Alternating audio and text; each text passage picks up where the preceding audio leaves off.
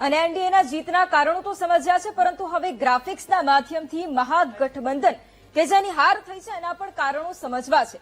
ગ્રાફિક્સના માધ્યમથી એ કારણો પણ સમજીએ, કારણ કે એ મહાગઠબંધન કે જેની ખૂબ મોટી વાતો હતી, પરંતુ આ વખતે સુરસુર્યું છે. બિહારમાં કોંગ્રેસનું એક તો સૌથી પહેલા નબળું સંગઠન કે જેની અસર અહીંયા દેખાઈ રહી છે હારમાં. ભાજપ પ્રત્યે પ્રજાનો વધારે પડતો જે ઝુકાવ છે તે આ વખતે જોવા મળ્યો છે, અને એનું જ એક સૌથી મોટું કારણ છે કે મહાગઠબંધન હાર તરફ છે. કોંગ્રેસમાં 60 થી 70 બેઠક પર ચૂંટણી લડવું, પરંતુ 5 જ બેઠક તેઓ મેળવી ચૂક્યા છે. 60 થી 70 બેઠક ઉપર લડ્યા, પરંતુ જીત માત્ર 5 પર.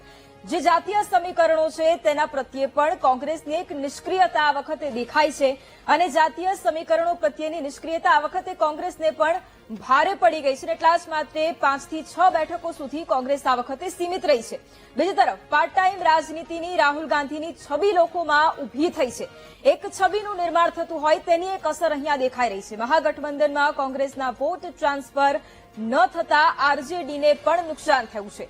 ન માત્ર કોંગ્રેસની સીટો ઘટી છે, ગત વખત કરતા સિંગલ ડિજિટમાં આવ્યું છે, પરંતુ એની અસર આરજેડી પર દેખાય છે, અને કોંગ્રેસના લીધે મહાગઠબંધનની 20 થી 25% બેઠકો એટલે સૌથી મોટો ફટકો પણ અહીંયા પડ્યો છે.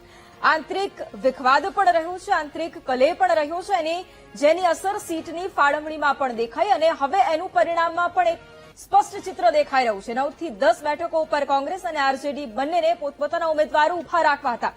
કેટલાક બળવાખોર ઉમેદવારોના કારણે પણ કલેશ ખૂબ વધી ગયો, અને એનડીએ માટે તે ખૂબ ફાયદાકારક રહ્યું, અને તેનો સીધો ફાયદો મળી રહ્યો છે, અને પરિણામમાં પણ તેની અસર દેખાઈ રહી છે. આંકડા ઉપર તેની અસર દેખાઈ રહી છે.